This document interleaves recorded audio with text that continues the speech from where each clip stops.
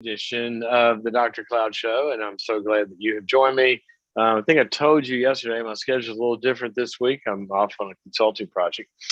And in a good trade, since we had to tweak the time around a little bit, look at the view we got. That's a lot better than that cheesy corner in my study, right? So this is pretty good. We're sitting outside here in kind of the south end of Beverly Hills.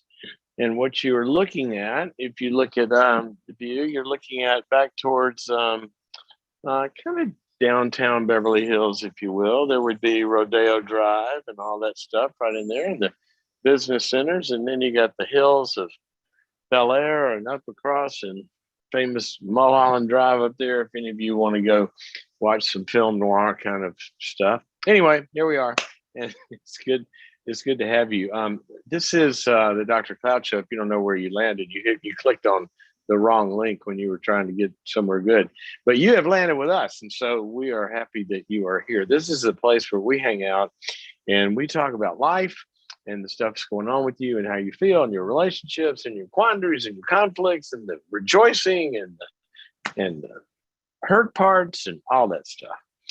And then we try to get well as a community. One of the cool things about this program, we started it 200 and something episodes ago in the beginning of lockdown.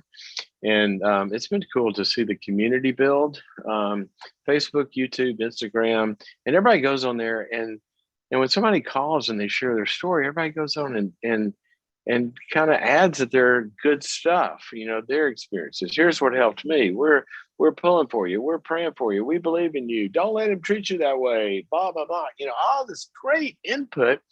And I'd call it a development of herd immunity against dysfunction, one dynamic at a time. And that's what we're doing.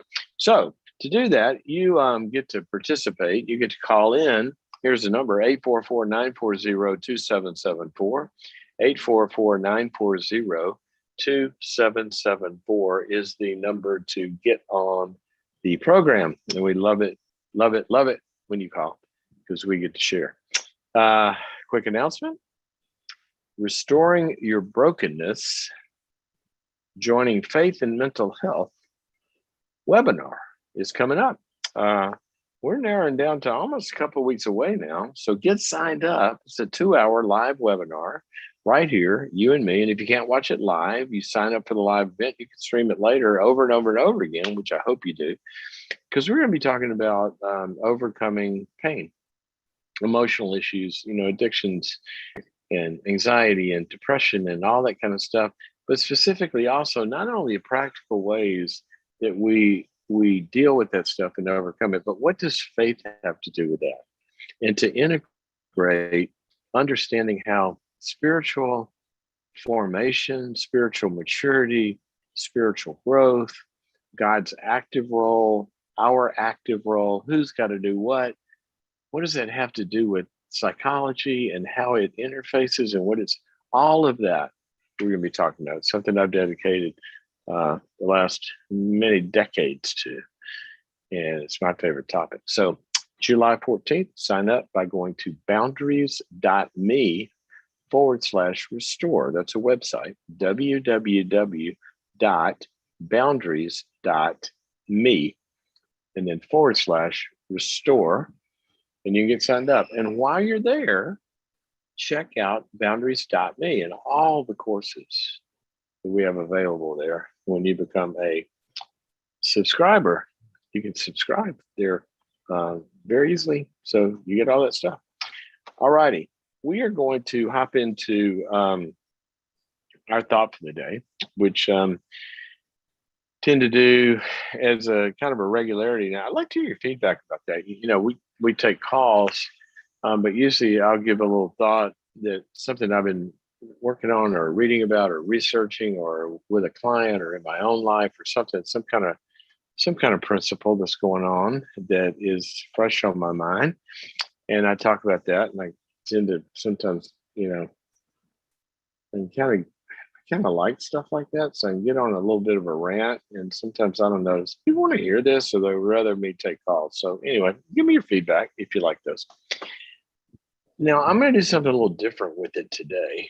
Um, I'm a psychologist, um, and I'm also a person of faith.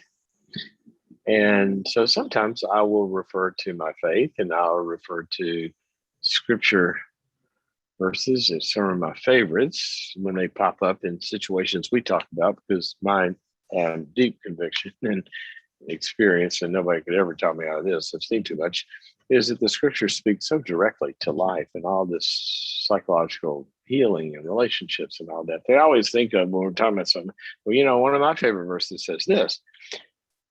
But in the beginning of the program, I don't think I've ever done a very specific kind of, okay, let's go to this passage, because this really isn't a Bible teaching program. There's a lot of those out there, which are great. But I usually try to talk about the psychology of stuff. Well, today, what I want to do was I want to talk about the psychology of something, but I want to talk about one of my favorite passages that talks about the psychology of becoming you, and how the process happens of identity formation.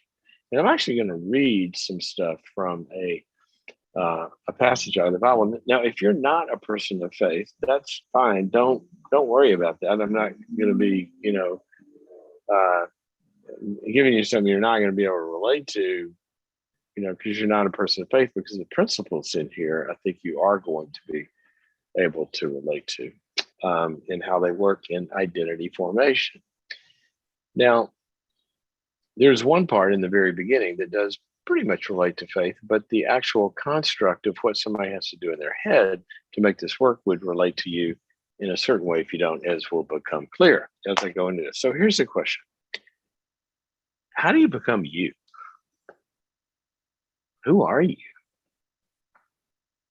How do you find out who you are? And I'm going to submit a premise here that to some degree, all of us are operating every day as adults, even in some percentage of who we are and some percentage of who we're not. Psychology for many, many, many years has talked about this idea.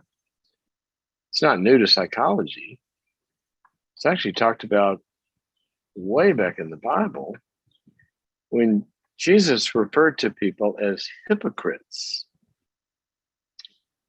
Remember all the times, if you've read the Gospels, even if you're not a person of faith and you read it in literature class, you read he's having these discourses with the religious people. These are the church people. Think of this dude walks into a church one day and says, "You bunch of hypocrites, you brood of vipers, you snakes." And that's what he called all the preachers. Think about that. Well, here's what's really interesting about identity formation, which is what we're talking about. When he says hypocrite, you hypocrites. Well, we think of religious hypocrites. What's that? And it's kind of a morally imbued term, and it's negative and all that. Here's what's really interesting about it. The word hypocrite basically meant an actor. So we're going to go to the Oscars to see which hypocrite wins the Oscar. We're going to go to theater to watch the hypocrites. The hypocrite is an actor. We can see how that took on the religious meaning of somebody acting like they are, excuse me, certain kind of religious person, but it's all an act. It's not real.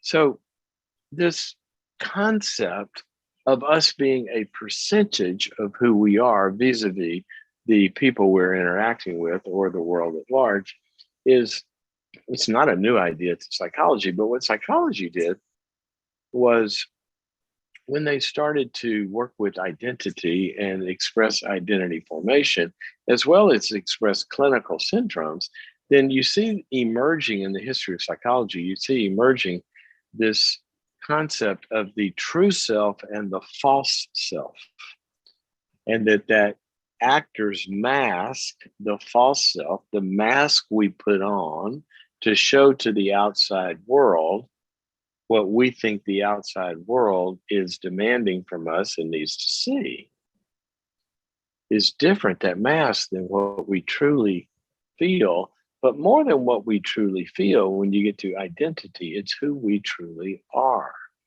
So I want to get to that part of it today, is who you are. And as I was saying, in our relationship to life, all of us at some point are functioning in some percentage of who we are.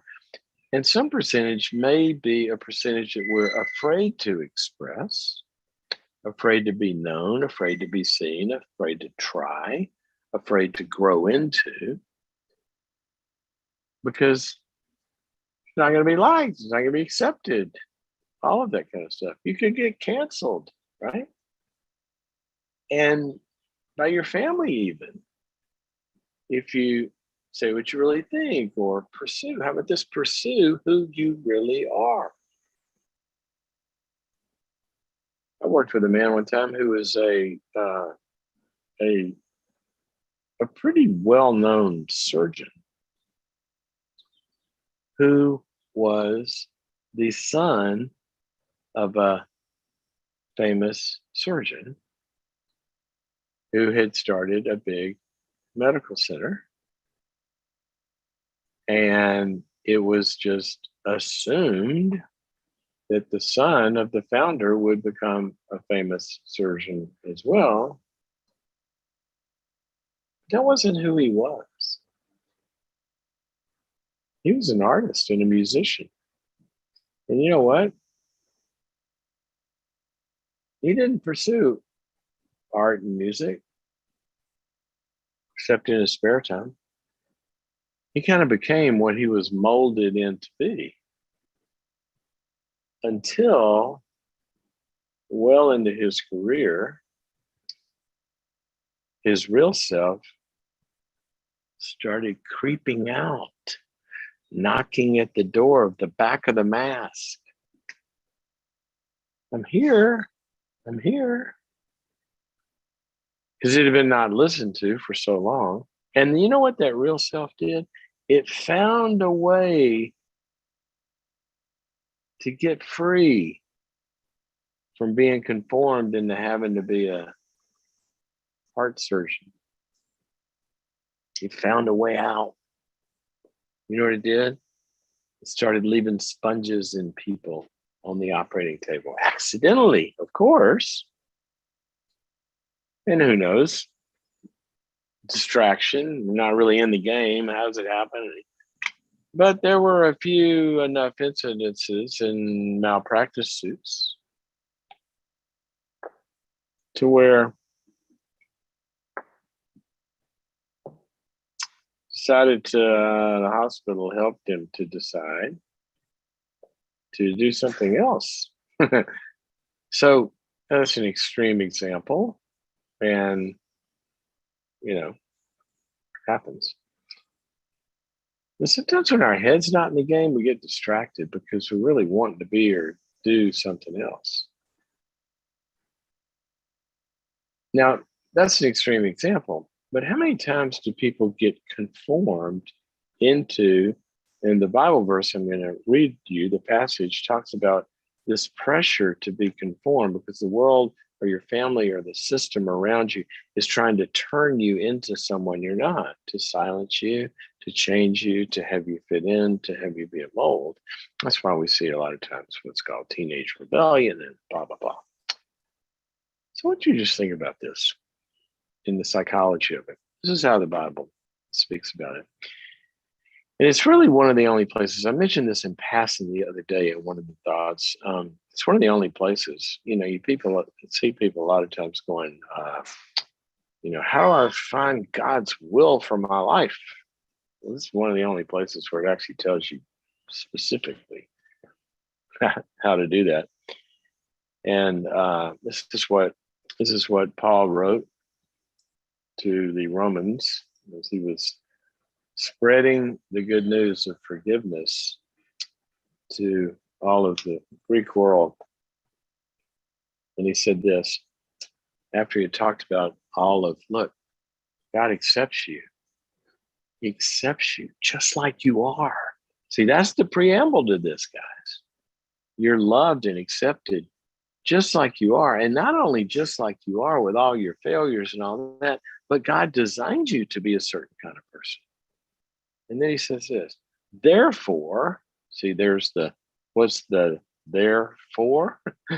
Well, what's this passage there for? It's because of everything he's already said. You're loved. God made you to be you.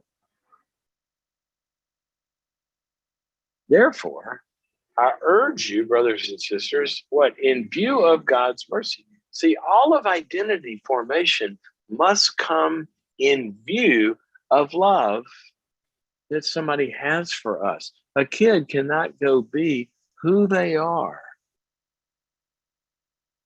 if they're not clearly in view and seeing the love around them that their parents, their family, and their community, we love you. So they got to be in clear view of being loved first to find out who they are. Second, identity comes after love, not the other way around, which is the stupid message you hear from pop psychology. Like you're going to love yourself first in order to be, it's not going to happen. We got to be loved first from outside of ourselves. You don't take a baby and, toss me into a room, love yourself into maturity, and then you'll be strong enough to love somebody else. No, that's not how it happens. Anyway, so we start by being loved. And then he says this, to offer your bodies as a living sacrifice. Give yourself to the one that loves you. Okay, that's part I said. Some of you aren't going to be able to relate to that particular verse of this if you've never surrendered your life before God. Say, how did you make me to be? Who did you? And it's not like, who do you want me to be? I'm not going to have a life. It's really more integrated than that. Is who did you design me to be? I want to find that. I want to find out who my maker made me to be. It's like a car saying, I don't want to be a juggler. I want to be a car. Show me how to be a car. And so here's the part you can identify with, even if you're not a person of faith, that you have got to empty yourself first of all preconceptions, because you don't know where those came from. And the journey on finding identity is a journey of going into, it's like going into a gold mine. We don't know what we're going to find there. Don't go in with a bunch of preconceptions. You might find silver, or you might find gold like you've never, but don't go in thinking you know anything. Let's start by being curious. Who am I? I'm going to be open to everything. It might be possible. If you had told me, even 6 months before I changed my major to go into psychology, that I would go into the field of psychology, I would have told you, I don't know what you're smoking, but give me some, because I got a lot of friends I could sell it to for a lot of money. They want some of that stuff because you are high. I didn't have a clue till I emptied myself before God. Anyway, we got to empty ourselves of all these free. Now, here's the point I wanted to get to about identity. Here's what it says. After you go, okay, I'm open. All right, I'm open. Immediately says, do not conform, false self, giving into pressure.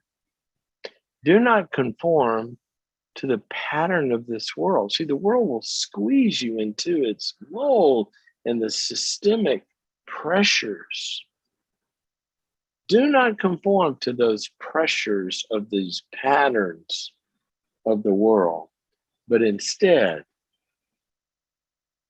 be transformed out of all of that crap in your head. Be transformed by the renewing of your mind. We got to learn to think differently about who you are,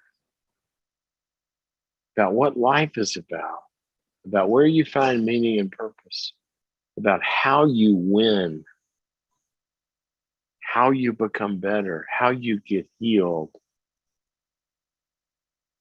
There's a way, one of my favorite verses is, there's a way that seems right to a person, but its end is death. That there are natural, I mean, look at New Year's resolutions. Everybody's going to go find their way. No, you're not. Because a lot of the crap in our head about how we get better and how we grow is exactly that. It's just crap. And our head needs to be transformed. We've got to grow by the renewing of your mind. Now, here's what it says right after that. Then, what is then? Well, we started with knowing you're loved, started with emptying myself, getting rid of all my preconceived stuff. And then we started by learning and transforming and getting into the right ways of thinking. And if we do all that, then he says this, then you will be able to test and approve. Sounds like a little experimentation in there, right? Not like you're going to get a telegram, like you're going to test and approve what God's will is.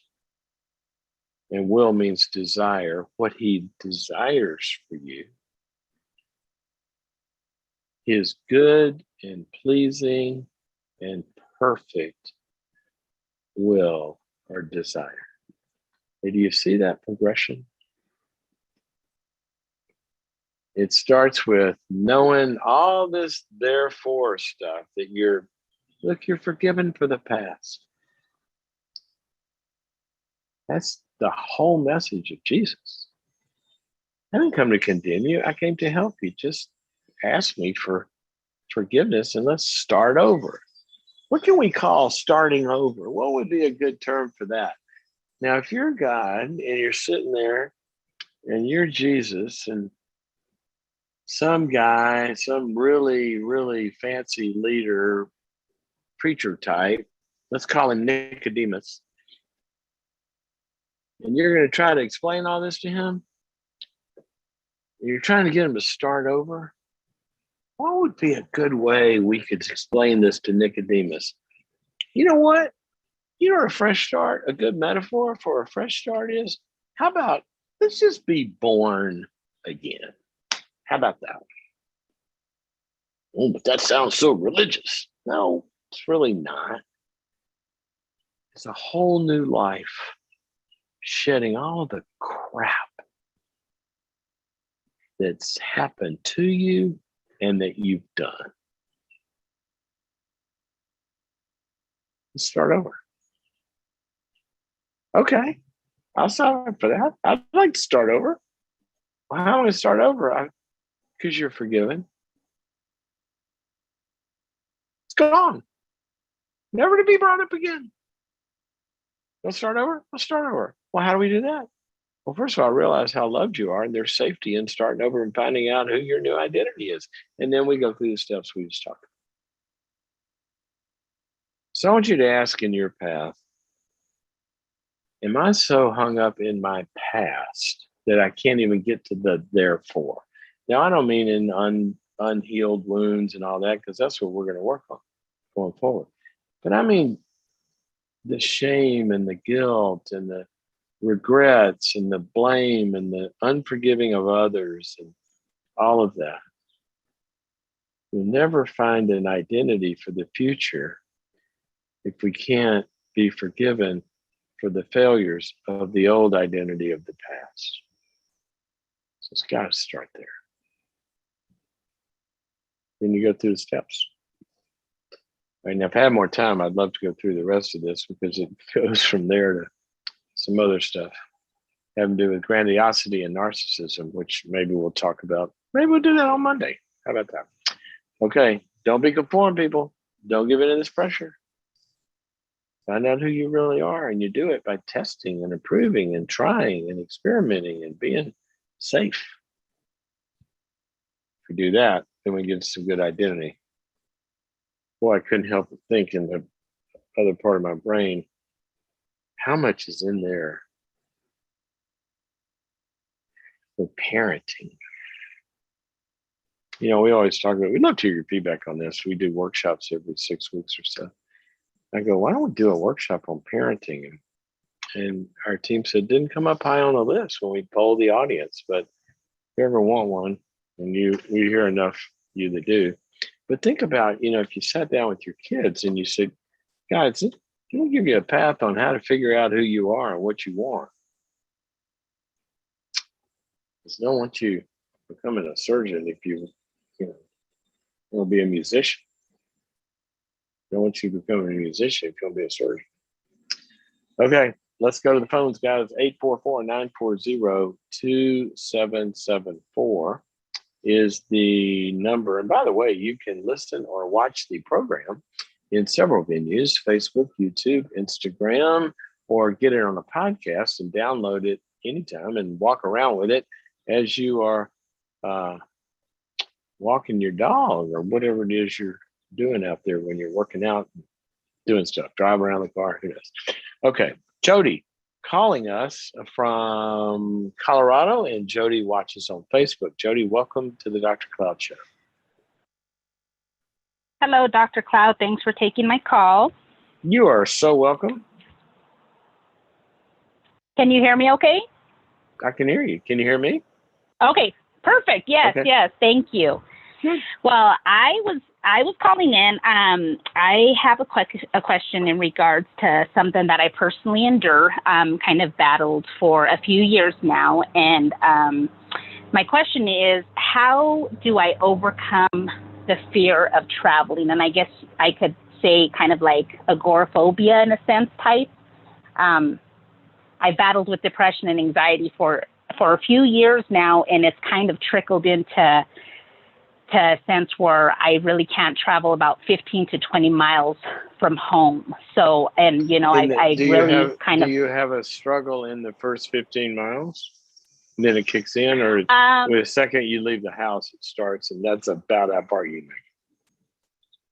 No, you know, I stay very busy, pretty productive. I have children, you know, so, you know, my schedule does require to, you know, get in the car and go to work and do different things. But once I get to like kind of just a certain, just like kind of feeling like I'm out of comfort, like not close from home, close to home, I kind of feel like just unsafe. I feel like I need to get home, like it's my safe place. Like, what if I hurt myself? What if something goes, like, just, I don't know, all these anxious thoughts, you know. And I used to travel a lot. I used to travel quite a bit. And yes, I did. So it's not like I haven't traveled, but it's been about 5 years since I've been able to travel past like 20 miles from my home. Okay. So 2 quick questions. What did anything change in your life or happen to you, or we went through something, or was there some kind of precipitating factor that happened before this problem occurred? What changed in your life 6 years ago ish? You know, I don't think anything specifically changed directly within that certain amount of time, but I do recall when I used to travel, because we have family that live about 4 hours from us. When I used to travel, I was very fearful of heights. But once I would get over the heights, I would be okay, because we'd have to go, you know, in Colorado, there's big mountains here, so we'd have to go through some pretty high mountain tops. But once I was over the heights, I was fine. I'm not referring to the fears at all. I'm referring to, did you have any losses? Did anybody die? Was there a broken relationship? Was there a business failure? Anything, any circumstances in your life right before this ensued? No. Okay. No. Mm-mm. And you said Okay. So you said you've had counseling for this? I have, yes. I've had counseling, strictly with the anxiety and the depression Okay. And what did you and do in the of course, counseling? What did you do in the counseling to address this problem? well, meaning like just exposing it out, or like resources, or I'm sorry, what do you mean by that? Usually when we go to counseling, you work on things in counseling that help you with the problem, right? Oh, okay, correct. So Yes, what yes. did you Well, we what were the suggestions? What was your method? You go, I want to get better. What were you working on that hasn't worked? the Said challenge another was, way, so what have in you count tried? correct. So in counseling, I kind of just expressed just, the different imbalances that I was feeling and whatnot. And then, we talked about the traveling issues and whatnot. And so one of the counselors that I did see, and she was a very faith-based, that's one thing that's a big thing for me is I want to be definitely God-led into this as well too.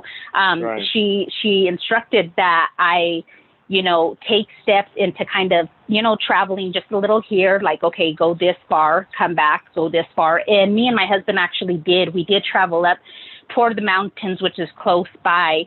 And I did make it up toward the mountain to the little town, and then I had to turn back down and just got full of anxiety. And so I have tried, and I don't know if I just continue to take the steps to do it. I don't know. I'm Yeah. just kind of like, I don't know Okay. what else Great. resources to do. Well, the good news is there is so much that you can do, and there's so much that really helps this problem. And this is something that, by and Mm-hmm. large, we know what to do with. Wait, let me ask one Mm-hmm. more question. You said you've had anxiety and depression. Have you had any medication? Well, okay, with that, when I had my older son, I did experience, I think mine kind of stemmed from a hormone imbalance from when I was younger, as even with counseling, as I kind of journaled and kind of tracked back as to where did this stem from? Where did the anxiety, the depression, the fear, and all this stem from? Definitely on a medical aspect, because, honestly, I would just pray and just, okay, I got to have faith. I just got to do this. But here's the thing. I think it was like kind of, I was getting a little discouraged because I wasn't, year after year after year, I wasn't really seeing any, progress in a sense. And so I Well, you did said five start, years, right? You said five well, years that's earlier. from from traveling. I haven't been able to actually travel Okay. in 5 years. Yeah, more And than 20 miles from your my home. son is But how old? Your son is how old now? okay, so I have two boys. My oldest is 21 and my youngest is 16. But Okay, so I the have struggled depression with the goes. anxiety. My question was, have you been on any medicine? Yes. So they started me on medication, and I guess that's where I'm referring back to. Like a few years after I had my older son, they started me on medication due with the anxiety.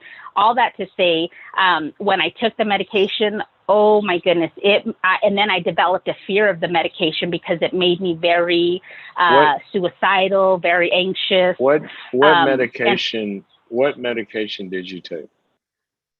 they gave me, I believe it was an SSRI antidepressant. It was called Celexa. Yeah. Okay. And And is that the only one you tried? yeah, no. And then, so I was very, very fearful and just very hesitant about trying anything else because I did not want to feel like that. It was terrible. So I didn't take anything for a few years. Then I had my second son. And then afterwards, like I started feeling a little just not well. And then after that, they prescribed me Zoloft. I took that for a little bit. It kind of took the edge off. When they upped my dose, it made me feel the same way. And so I have not Okay. tried any antidepressants. It's been years. So I actually Okay. have a So fear of those medicines. none since the fear of travel. Correct. Yes, sir. Okay. Sometimes, and here's why I ask this. And there's many different versions, and some of them will affect some people in different kind of ways.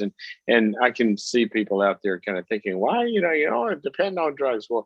Well, the SSRIs are a different classification of drugs than the anti-anxiety agents that are addictive. But sometimes Mm-hmm. so the SSRIs, I'm not, some people think all of these are alike, and they're not. But Mm-hmm. sometimes in some anxiety states, um, there there can be a heightened kind of, the way the system is working underneath. It creates a lot of anxious kind of feelings that really don't have a direct reason out there in front of you. And what the mind will do is it'll kind of make up a reason that I'm feeling anxious. And then once I got a reason, now I got something to avoid, and that reinforces the fear. Okay. So my body is producing feelings of anxiety coming from my fear systems, the amygdala and hormones and a bunch of other stuff, which have the nature of them is an emotional feeling of dread and something bad is going to happen.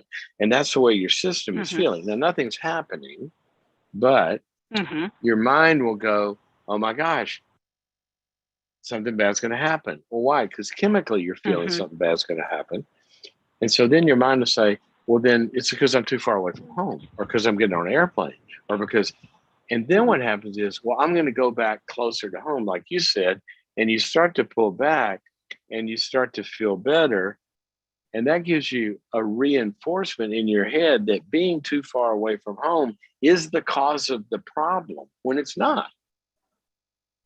What's the cause of the problem is a physiological and mental interaction. And sometimes that physiology has some biochemical aspects to it that the right kind of SSRI can be helpful to. Now, what I would tell you is it might be good. Were you talking to a psychiatrist or a family doc, or who was prescribing this? Just a family doctor. Okay, I would go to a psychiatrist, and I would say I took Zoloft. I took what'd you say, Celexa? Is that what you took? I had these responses. Correct, yeah. I've got this kind of, let's call it, fear of something. Might I be a candidate for a new or different one, or this and there? I'm just saying that because a lot of times you can tell. Now let's get to the crux of the real stuff in your head. Here's probably, in my guess, what your counselor told you was really, really good, in that your brain has got to be retrained that there is no danger 21 miles away from home that doesn't exist 1 mile away from home. I mean, unless you live somewhere where really, you're on the border of a war-torn country that you're about to drive. Yeah. So your brain has created this artificial kind of boundary that this is bad and on this side of it is good. And so what your counselor was getting you to do is a very, very immensely documented, proven aspect. And I'm going to say aspect of getting well and getting over this, which is what we call incremental, little bitty steps, right? Exposure, incremental exposure to the fear. All right. Now, there's two parts. And what you did was you went out there and you got a little further, but then you got really scared and then you went back, right? Okay. So you did the first part of it. But here's what's got to happen.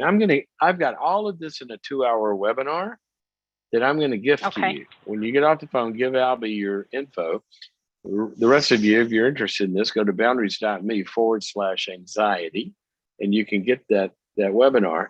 But there's a couple of other components in this, and that is that what's got to happen is also when you get to mile 21,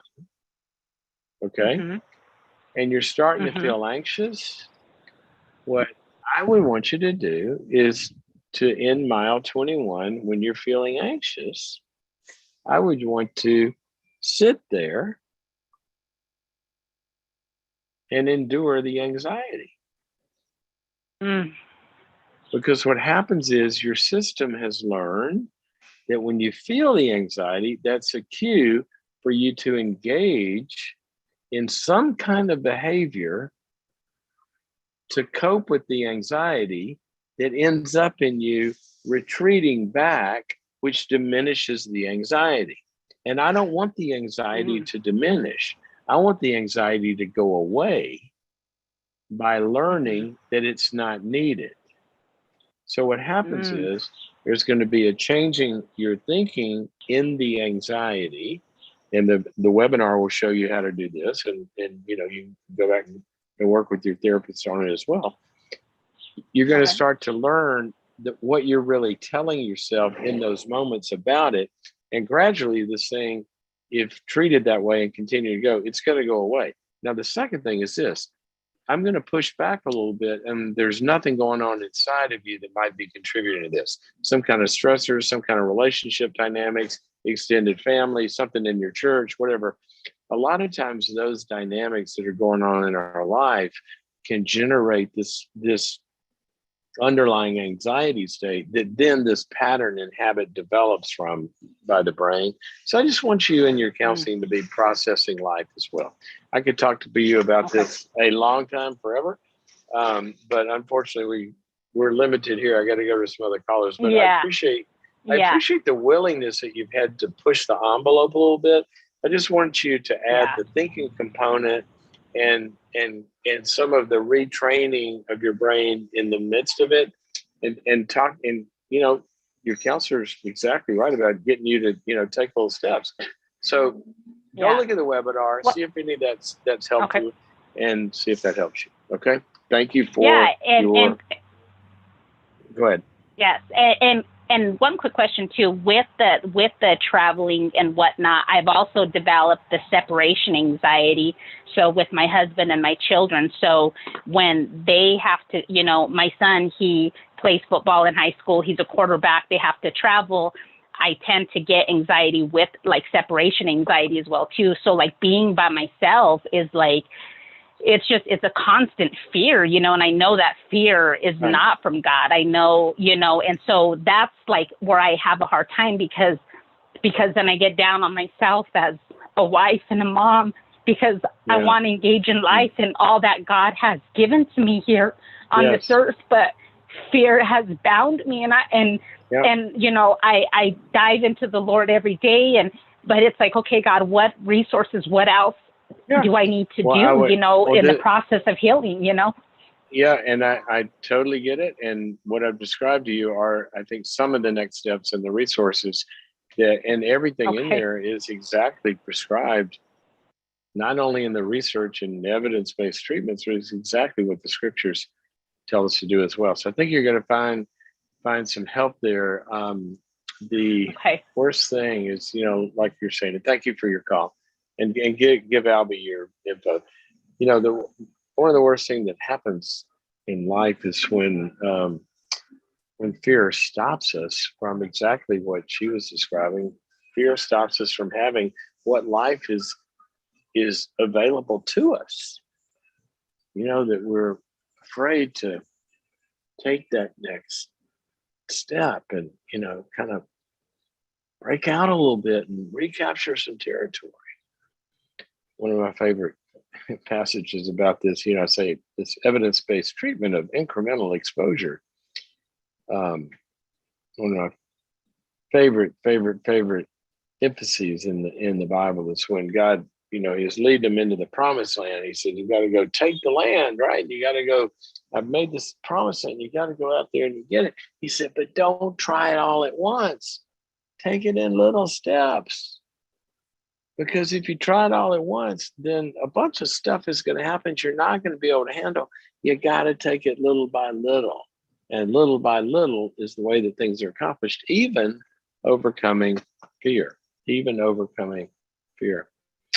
Okay, let's go to, where are we? Laura, who's calling us from Colorado, calling on Facebook.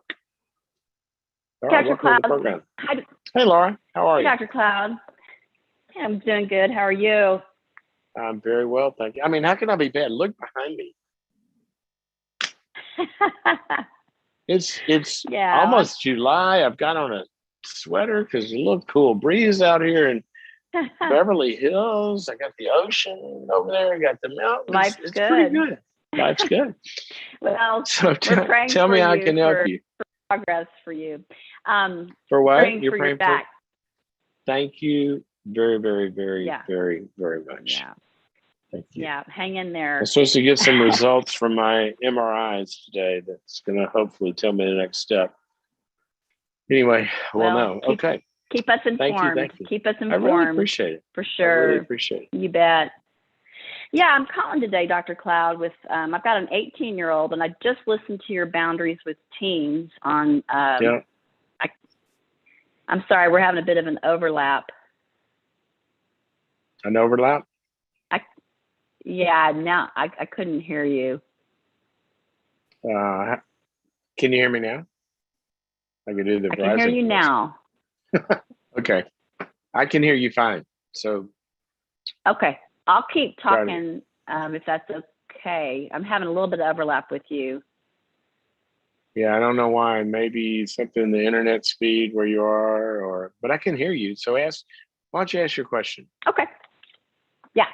So I've got an 18-year-old. I just listened to your boundaries with teens and boundaries with adult children, which I really loved. And she's about to go off to college. She just graduated from high school. The problem is I just found out she's been drunk probably 3 times. And then I found an alcohol bottle in her room. So I'm not sure what to do with this kid. When you say 3 times, what does that mean? How'd you find out? What were the 3 times? According to her, 2 different parties, she said she got drunk. And then, we have a thing in the house. You don't bring drugs or alcohol into our house. And we discovered a bottle of alcohol under her bed. So she said she only drank it once and she got drunk. And so now we're kind of in this place of what do we do with you, Now, so she was open when you talked to her about it?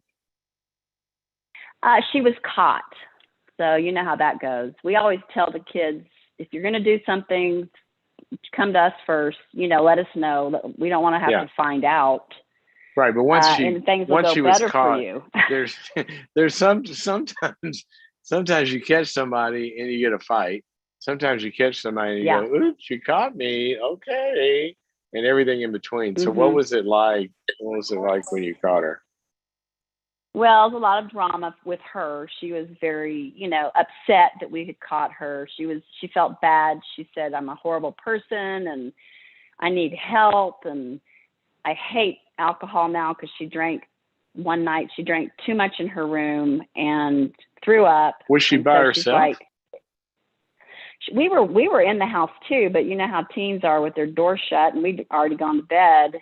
And but I mean, she didn't have a friend over. No friend. Okay. So she's about to go off to college. So we're like, oh my gosh, okay. Like, we don't want to overreact, but we don't want to underreact. Where do we go from here? Well, when you were 18, had you ever tried alcohol or anything? My dad was a drinker and I never, I wasn't a wild child. I was kind of a parent myself. So, I was afraid of doing bad things because I always got caught. And I just was afraid of the pain that would come with rebellion. So I wasn't that teen. So I'm not, it's not like I was perfect by any means, but I wasn't out. Yeah, well, I wasn't asking if you were into extreme behavior. I was just asking if you had tried alcohol. Oh, yeah. Yeah, okay. Yeah. So, yeah. Go ahead. Oh, I mean, we like to try to have a balance with our kids. We both grew up in Christian homes that were a bit legalistic. So we're like, it's okay to watch movies. It's okay to listen to some rock and roll. It's okay to have some wine. We don't give our kids wine, but I'm saying we've tried to not show them extreme, legalism. No. That's how we grew up. Yeah, I'm just asking a simple question. As an 18-year-old, had you tried alcohol a few times? Yeah, I had. Okay. Mm-hmm. All right, because a lot of times in trying to deal with something like this, parents kind of don't remember, because Right. Because you're in the parent Yeah. mode, right? Oh crap, my kid tasted Right. alcohol. And you kind of don't remember. It sounds Yeah. like We're not if that what, way. yeah, okay. So if what you're telling me is true, and I mean, I mean Mm-hmm. that you're not, if you have accurate info from her, Sure. what she's telling you is exactly what you want to have happen in terms of she's processing it with you and saying, yeah, I tried it at a few parties and I got sick and I didn't like it more and now I don't like it, or I tried it in the room and now I don't like it. And so Right. the thing I would do now is I'd have a, pretty good conversation. Well, look, you're 18 years old. All right. You're going off to college.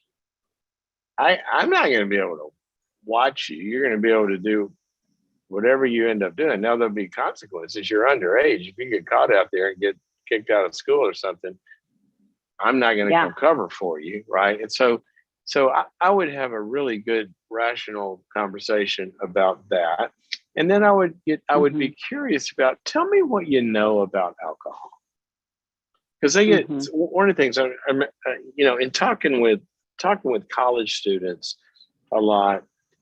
One of the things that happens a lot of times in college is they really, really, really start to normalize really problematic drinking.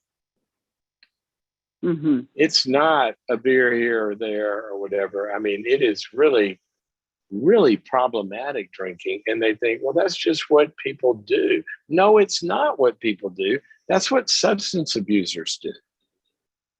Right. Right.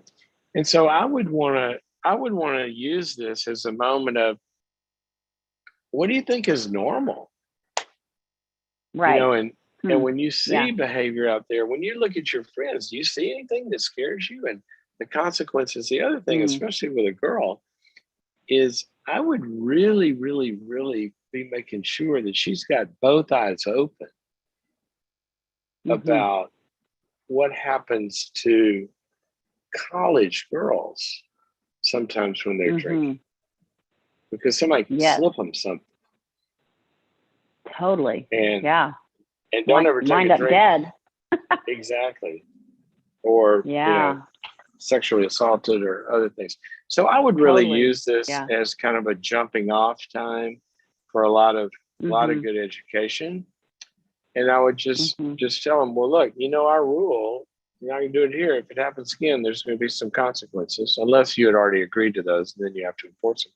But I would just say, look, I'm on your side here. I'm trying to help you launch into adulthood, but I don't want you getting hurt. And I would just use it as a really good,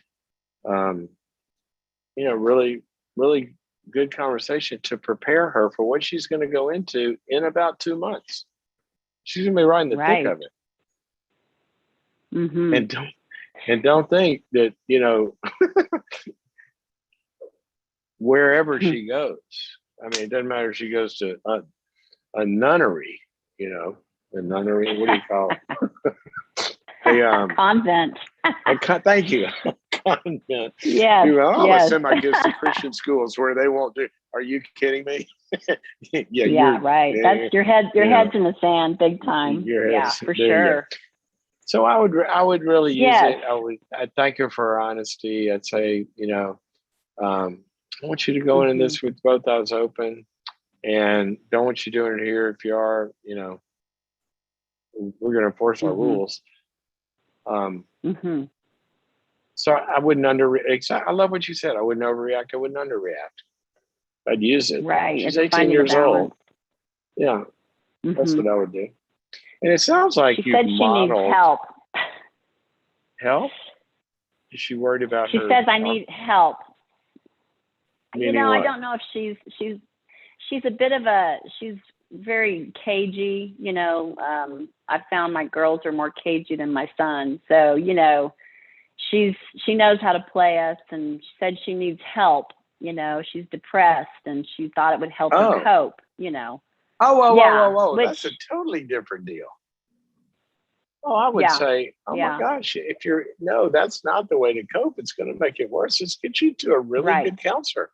I would do that tomorrow. Okay. I Yeah. didn't know I've this. I actually didn't know that I've she was already got, using. I'm already, yeah. Well, I'm getting it set up to try to go to a counselor. Does she go Oh, by great. herself or with her parents?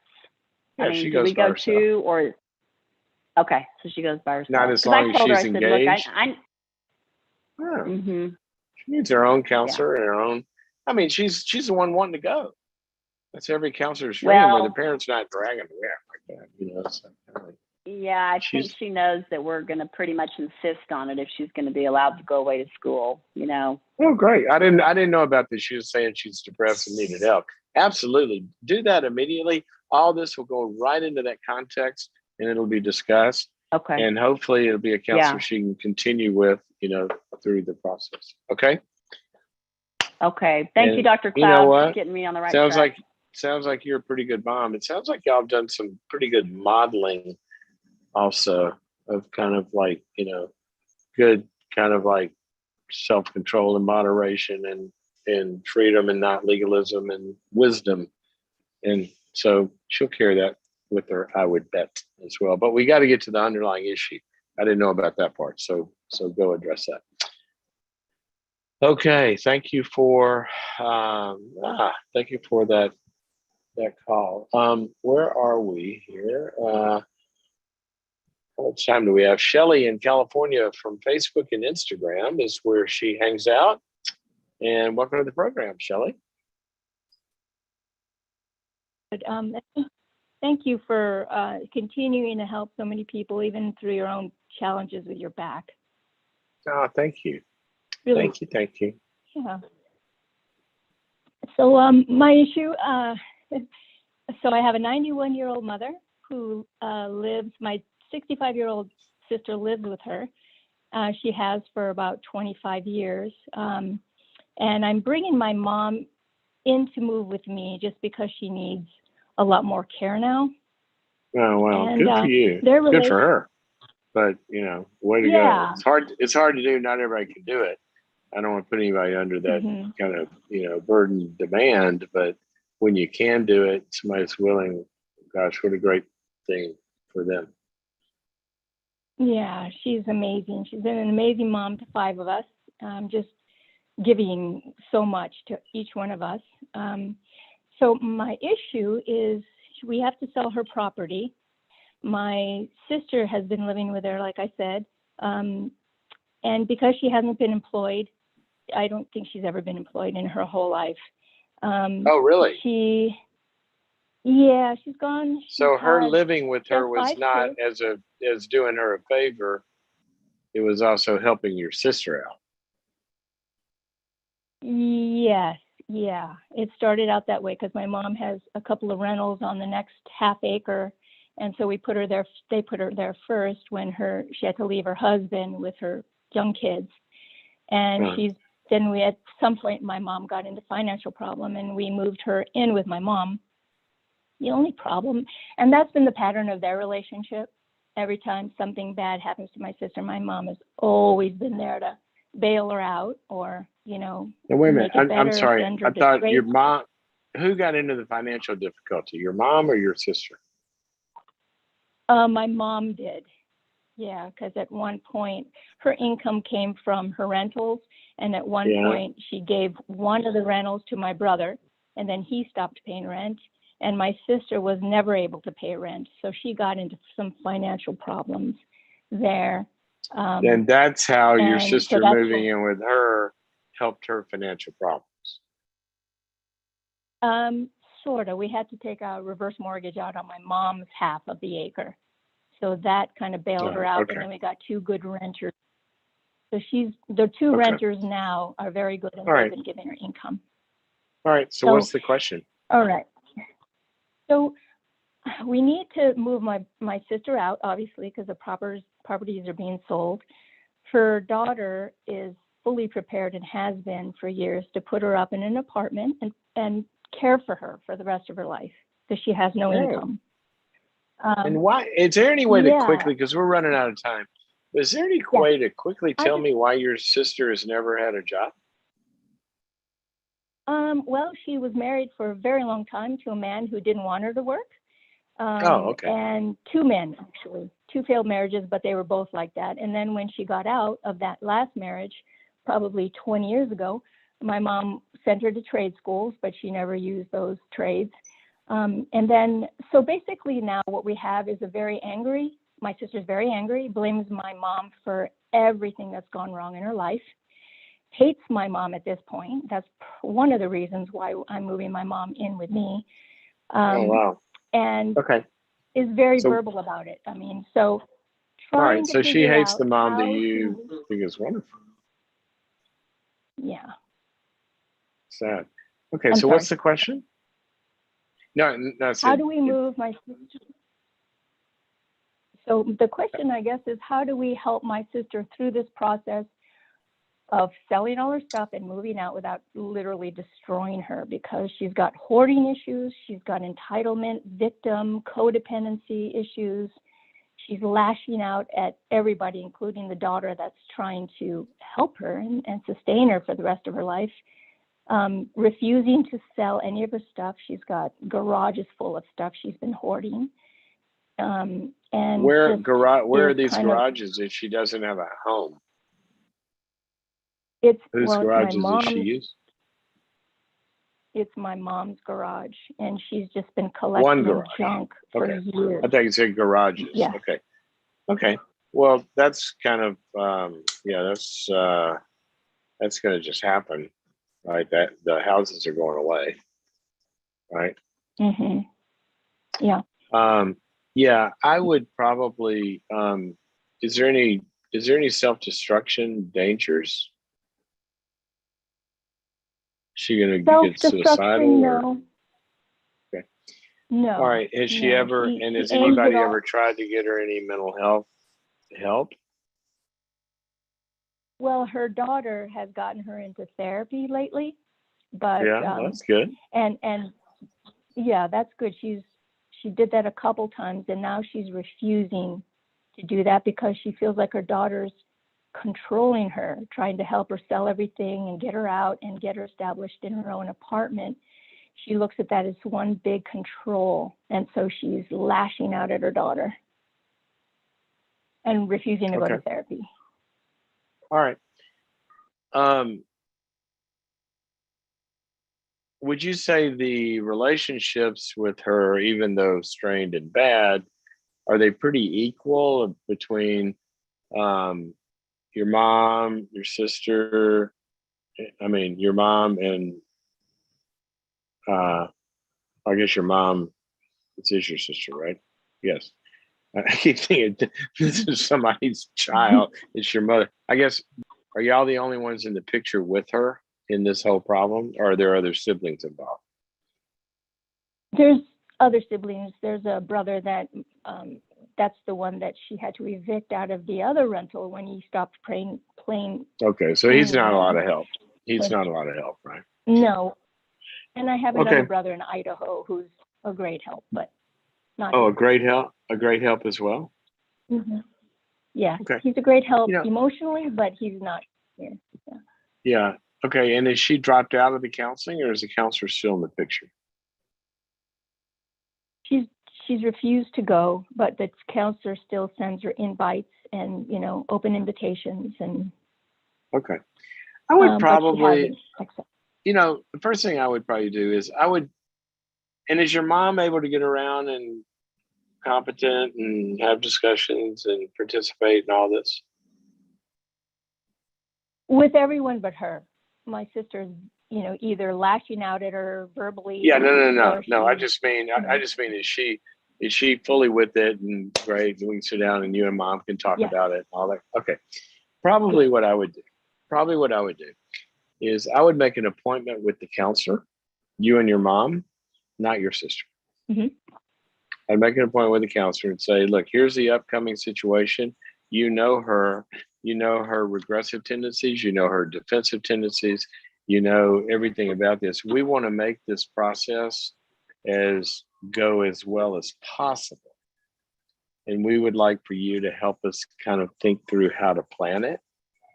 I would probably engage her. She has recent experience with your sister. And here's kind of the way I would think about it. I would, sit down with her together and say, look, what we're going to say, and we'll be glad to listen to you in a moment, but I want you to listen to us first, okay? Because what we're going to say, I mean, it's going to be hard. We are at, and I would say we are at kind of somebody's on the balcony next door. Sorry, we are kind of we're kind of at a hard juncture of a season of life in mom's life. Okay, mom is, she needs some help in doing some stuff, and we're going to move her in with us. She's given up her home and all of that, and, for a lot of different reasons. So we're kind of in this season where we're all going to have to be making a big change. And now that's going to affect you, as we've told you, because you can't live there anymore. Okay, that also means all this stuff has got to go away. So you've got some options. You got some options. And the options are, you could go to an apartment which your daughter has graciously offered to be available for you. You can go there. You can also get some help from Dr. So-and-so here. She's agreed, to meet with you. I will help you in A, B, or C fashion, or A and B fashion, or A fashion, or no fashion, whatever you can provide. Or you can figure out your own plan and you can go solve it on your own somewhere. But this is going to happen. And we wanted to make these options available to you and let you know the dates and the times. This is what we've been able to come up with. But if you want to do something on your own, that's fine too. Okay. All right. So one of those options might, go ahead. No, go ahead. If there's more options, I'd like to know. Well, unfortunately, if she doesn't get rid of all that stuff, then the last resort would be for her daughter and her siblings to come and put everything either in a dumpster, or that would be it, because no one has the money to support a storage place for all the stuff. That's true. That's what I'm describing. Mom's going to be moving out. Her house is going to go away. That means there's not going to be a place for all your stuff. If you're wanting any of that, you've got time now between now and then to go get what you want or whatever. Or when we sell the house, that'll all probably be thrown away because I don't think anybody else wants it. And so we'll help you in that. Okay. We'll help you in that process. Or you can figure out your own if you want. Go find some friends, go stay at a shelter, maybe a roommate somewhere. There's a million things you could do. We're trying to help, and this is the path and the options that we can offer to you. But if you don't like what we're offering, you get to go do something else. See, what I'm doing is I'm telling her what reality is. I'm telling her also that we're going to try to help in providing, here's an apartment from your sister. Here's some help from us if you want getting rid of the stuff or whatever it is. I'll coach you. Your therapist is going to help. But if you don't like our plan, that's fine. You can go do whatever you want to do, but mom's got to move. Okay. See, that way, nobody's controlling you. Nobody's controlling her. You get to choose. Point, It's her. Look, somebody's handing me a sandwich. If I don't like the sandwich, and they say, well, go get your own. Okay. Well, I don't want to get my own. Well, okay, here's ours. Well, I don't like yours. Well, I don't know what you're going to do. Only two options. Yeah. See, everybody's used to trying to find option 3 to keep her happy. Yeah. But option 3 doesn't exist in the known universe. That's the problem with people who throw tantrums. Everybody else, skins themselves trying to come up with option 3 to keep them happy. There's only 2 options. Yeah, so that's right? So when she just, after presented with all this stuff, and then she just comes back with just vile poison victim, you know, which is just what we all encounter with her through text, Right. through everything. Yeah. How do we handle that? I would say, you know, in the past, when we've presented options to you that you haven't liked, what you've done is you've gotten angry and started, you know, saying vile stuff to us. So we talked about this. That's really not helpful. So if you do that, we won't be responding. So if you send those texts, they're just going to land or nobody's going to answer the phone or whatever. If you want to call to participate in executing on any of these options in a good way, we'll take that call, but we're not going to take the other one. We're just not going to, it doesn't help. So to call us names really isn't going to create another option. So we won't be responding to that. Okay. I mean, at some point, Okay. you know, you have discussions and say, calm down, let's try to talk about this. But at some point, you have to go, yeah, this really isn't helping. So I'm not going to sit here and be yelled at. I got stuff to do. I can go throw your crap away or something. Right? Yeah. Sorry, I was being a little sarcastic. I'm kidding. All right. Okay. Yeah, I just okay. God bless your poor mother. Your poor mother. It's got to. Yeah, my mom doesn't like to confront her at all. She's hates her toxicity and anger, and yet her heart breaks for her. So as does her our whole family. I know, and that's why everybody's bent over backwards. And like Proverbs 19:19 says, if you you try to placate. I was trying to think of an alternative. You try to placate in order to rescue an angry person. You're exactly right. You know the verse. You'll only have to do it again tomorrow. And that's what your mom is seeing. Y'all been trying to rescue her for years and years and years. You only have to do it again. So I don't want the last years of your mom's life spent in misery. Yeah, I know. Yeah. Okay. Well, that's what we're doing about a change for. So thank you, Dr. Cloud, so much. God bless you and you're back. And thank you. When I get to be 91, I want you to be my, when I get to be 91, I want you to come take care of me because it sounds like you're doing a good job. Thank you. Thank you for your call. Okay. Okay. Oh, we are out of time once again. It has been a fun time to be with you. Thank you for the callers. Thank you for sharing your stories. We always learn. And it's, gosh, so good being with y'all on this. We'll be back next week. Let me look at the schedule. I don't know exactly when. I'm doing a little travel and working next week, but we will log in at some point. When I find that out, we'll be around.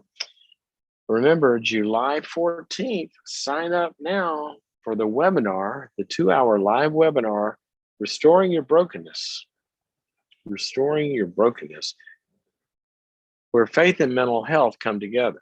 So we're going to be looking at the brokenness that we have and emotional issues, relational issues, all that stuff.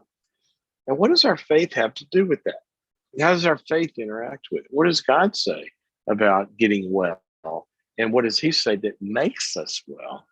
And what are the myths about some of that? Some of the junk you've been taught at church sometimes even, it's not even in the Bible or anywhere or in science.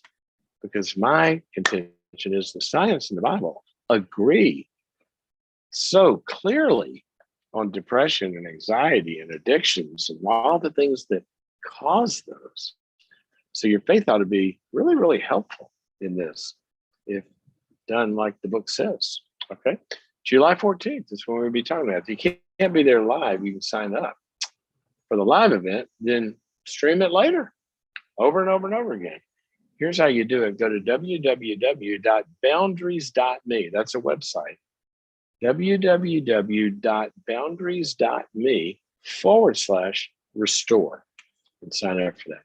Okay, guys, been great to be with you, and I will see you next week.